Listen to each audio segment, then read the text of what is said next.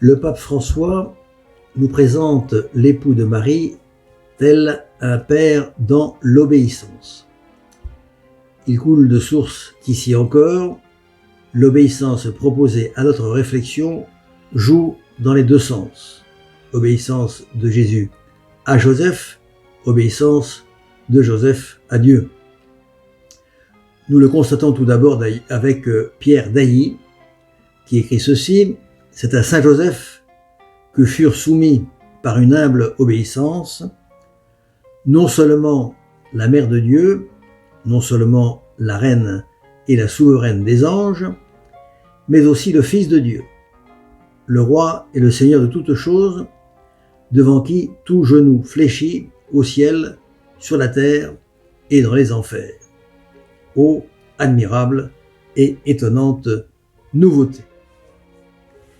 Et nous pouvons avancer sans risque de nous tromper que Joseph apprend de cette obéissance de Marie et de Jésus.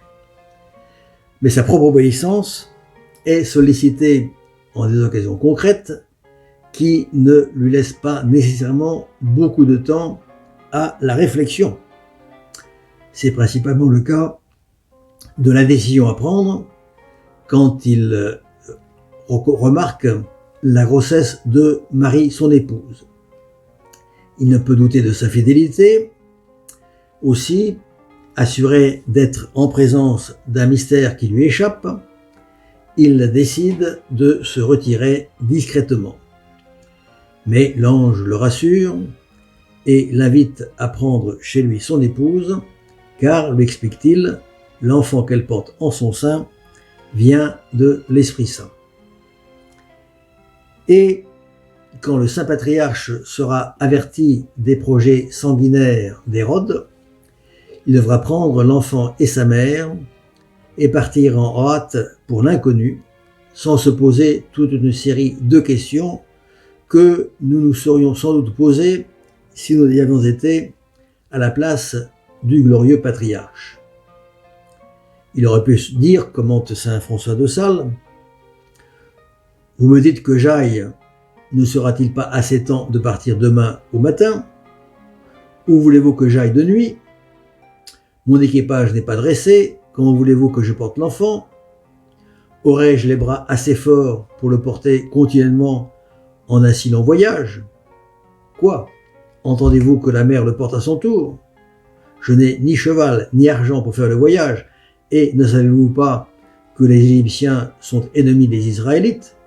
Qui nous recevra? » Et semblable chose que nous eussions bien allégué à l'ange si nous eussions été en la place de saint Joseph, lequel ne dit pas un mot pour s'excuser de faire obéissance, mais il partit à la même heure et fit tout ce que l'ange lui avait commandé.